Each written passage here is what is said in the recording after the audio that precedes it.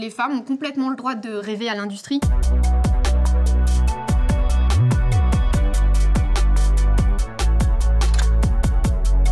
Dans mon équipe, je suis la seule femme. Moi, ça me dérange pas. Je suis aussi la plus jeune dans mon équipe. Moi, j'ai fini mes études cet été, donc je suis un peu arrivée la petite stagiaire, mais maintenant, je suis plus une stagiaire. Il n'y a pas de différence pour eux que je sois une femme ou un homme. J'ai accepté de prendre la parole aujourd'hui, parce que dans tout mon parcours scolaire, j'ai toujours été entourée de peu de femmes. Et c'est quand même quelque chose qui me tient à cœur, de montrer qu'on peut arriver quand même à des bons postes et travailler dans ce milieu-là. Je pense que les filles, elles ont besoin d'avoir un rôle modèle, parce que c'est encore la vérité, dans les entreprises et dans les mondes scientifiques, dans l'industrie, il y a toujours une minorité de femmes. Je dirais aux filles de croire en leurs rêves. Si maintenant elles ont envie de faire quelque chose, faut pas qu'elles changent d'avis en arrivant au lycée ou au collège. Par exemple, des personnes qui leur diraient qu'elles n'ont pas les capacités, parce qu'elles les ont, il faut juste qu'elles les utilisent. Maintenant, je suis très fière de moi.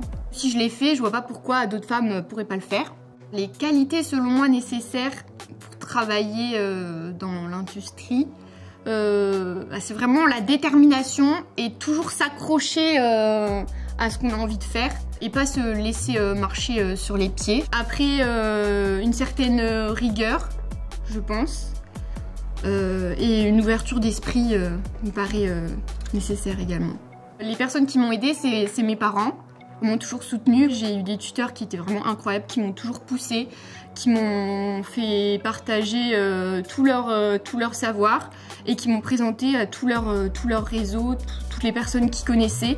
Et ils m'ont vraiment fait monter en compétences et en relationnel, en personnel durant mes stages.